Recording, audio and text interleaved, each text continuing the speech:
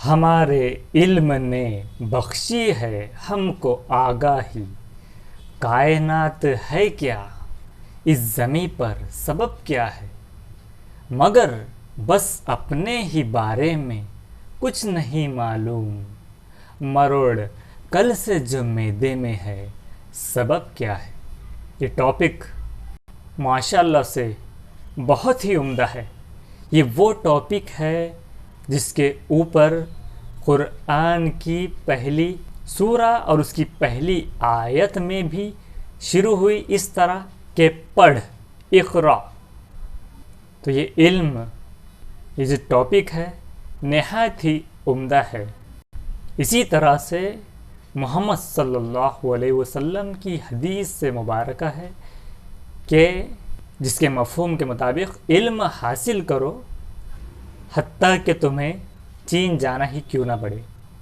تو یہ علم کی دولت، یہ ایک ایسی دولت ہے جسے کوئی چرا بھی نہیں سکتا، کہ ایک مرتبہ کسی انسان نے اتنا خزانہ جمع کیا لیکن علم جو ہے اسے کوئی چرا نہیں سکتا۔ لیکن علم کی شمع اس طرح سے ہمیں جلانی ہوگی کہ ہم خود کے ساتھ اپنے علاوہ دوسروں کو بھی اس سے فائدہ پہنچاتے رہے، اور اس کی شمع سے دوسری چیزیں بھی روشن ہوتی رہے۔ علم میں بھی دو طرح کے علم ہوتے ہیں، کہ علم نفع والا، نقصان والا۔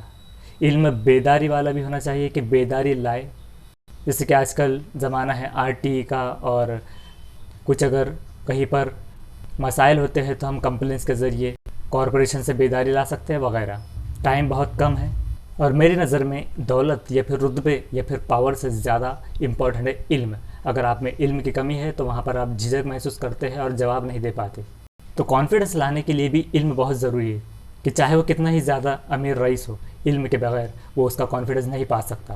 اسی طرح سے کہ ہزاروں ڈگریاں لے کر علم پر دسترس پا کر چھلکتے لفظ آنکھوں سے نہ پڑھ پاؤ تو جاہل ہو۔